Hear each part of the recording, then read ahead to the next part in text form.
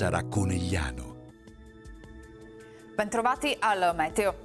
Una perturbazione influenza il tempo sul nostro territorio che nella giornata di sabato 20 maggio sarà a tratti instabile. Vediamo insieme il dettaglio.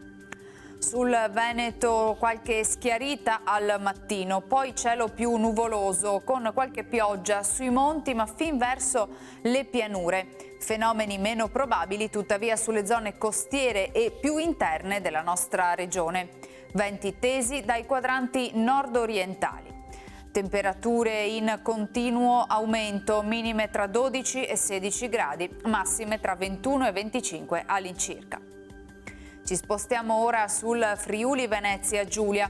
Anche in questo caso avremo possibili schiarite temporanee. Nel pomeriggio rovesci sparsi, più probabili in montagna, ma possibili appunto anche sul resto della regione. Soffierà bora moderata in pianura e sulla costa. Temperature minime tra 15 e 16 gradi, massime sui 24-25 gradi.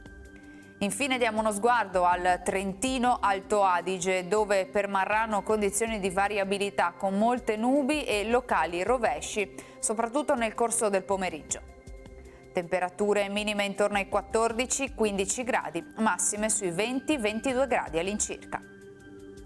Dal meteo di Antena 3 per ora è tutto, grazie per l'attenzione. Arrivederci.